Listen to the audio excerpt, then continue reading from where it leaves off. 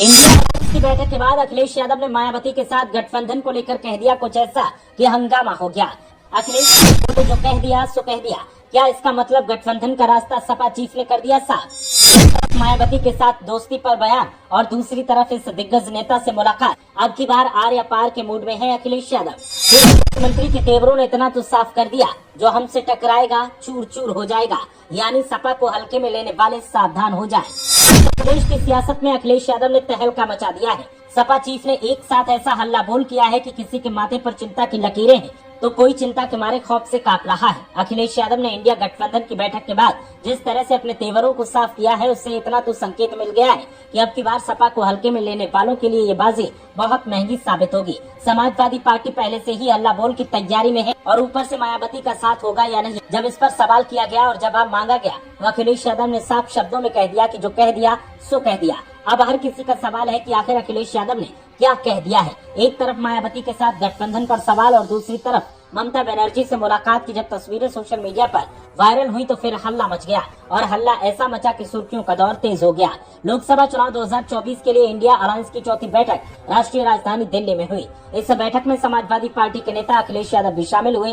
बैठक के बाद अखिलेश यादव ने सीट शेयरिंग के मुद्दे पर प्रतिक्रिया दी। उन्होंने कहा कि सभी दल बहुत जल्दी टिकट बांटकर मैदान में जाने के लिए तैयार हैं। बहुत जल्दी सीटों का बंटवारा होगा। हालांकि इंडिया की बैठक में शामिल हुए अखिलेश यादव के लिए सपा का पीडीए यानी पिछड़ा, दलित और अल्पसंख्यक का फॉर्मूला लगातार जारी रहा। उन्होंने इस संदर्भ में सोशल मीडिया साइट एक्स पर भी पोस्ट किया। उन्होंने लिखा कि इंडिया की जीत सामाजिक न्याय की जीत होगी और पीडीए की स्ट्रेटेजी की सफलता।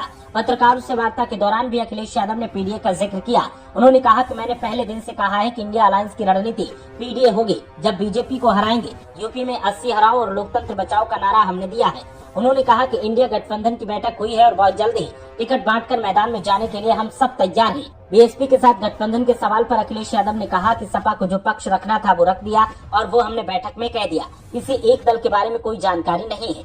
पीएम फेस के सवाल पर अखिलेश यादव ने कहा कि प्रधानमंत्री के चेहरे से बड़ी बात यह है कि लोकतंत्र का मंदिर कहीं जाने वाली जगह से सांसदों को लगातार निकाला जा रहा है। बीजेपी कोई बात नहीं सुनना चाहती है। महंगाई और बेरोजगारी सरीखे मुद्दे हैं, लेकिन इस पर कोई ध्यान नहीं है। बैठक के शुरू होने से पहले अखिलेश यादव ने अलग से टीएमसी चीफ और पश्चिम बंगाल की मुख्यमंत्री ममता बनर्जी से मुलाकात की थी।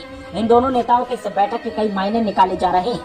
ममता बनर्जी ने साल 2022 के विधानसभा चुनाव में भी अखिलेश यादव के लिए प्रचार किया था। माना जा रहा है कि अखिलेश यूपी में नई समीकरणों पर जोर दे रहे हैं। दावा है कि टीएमसी यूपी में भी किस्मत आजमाएगी और उसके कुछ नेता सपा के समर्थन में चुनाव लड़ सकते हैं। अशोक होटल में हुई इस बैठक में कांग्रेस अध्यक्ष मल्लिकार्जुन खड़गे, पूर्व अध्यक्ष सोनिया गांधी, राहुल गांधी और संगठन महासचिव के.सी. वेणुगोपाल, जनता दल यूनाइटेड से बिहार के मुख्यमंत्री नीतीश कुमार और पार्टी अध्यक्ष राजीव रंजन, तृणमूल कांग्रेस से पश्चिम बंगाल के मुख्यमंत्री ममता बनर्जी और पार्टी महासचिव अभिषेक बनर्जी, राष्ट्रीय जनता दल से लालू प्रसाद यादव और तेजस्वी यादव, राष्ट्रवादी कांग्रेस पार्टी के प्रमुख शरद पवार तथा शिवसेना के उद्धव ठाकरे और आदित्य ठाकरे ने हिस्सा लिया।